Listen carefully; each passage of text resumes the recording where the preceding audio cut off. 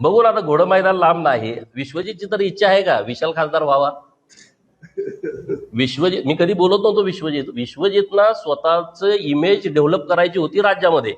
मी काँग्रेसचा एखादा कार्यकर्ता तिकीट मागतोय त्याच्या मागे कसा खंबीर उभा राहतोय असा तो इव्हेंट होता. तुम्हाला आठवतंय का? बघा, विशालला तिकीट मिळाली पाहिजे. विशाल, त्यांना माहित होतं हे तिकीट गेम आहे, कारण ते तिकीट तिकडं विकलंय दुसऱ्याला, हे यांना माहित होतं सगळ्यांना. या दोघांनी ठरवून केलं होतं, विश्वजितनं आणि जयंत पाटलांनी. परंतु विश्वजित आता लीडर आहे आणि त्यांना इमेज डेव्हलप करायची होती की अरे मी कसा उभा राहतोय. पण त्यांच्या हवा त्या दिवशी गेली, हा ऐकायलाच तयार नाही विशाल. विशाल अपक्ष उभा राहील हे ना विश्वजितला माहित होतं ना हे जयंत पाटलांना माहित होतं. विशाल निवडणूक लढवतोय हे कळाल्यानंतर ह्याची हवा गेली. तेव्हा काय ते बरोबर नव्हते.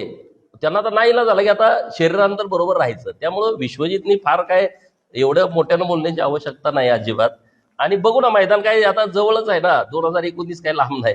आम्ही त्या मैदानात आहेच. नाही नाही, मी काय मदत, मी असले धंदेच करत नाही.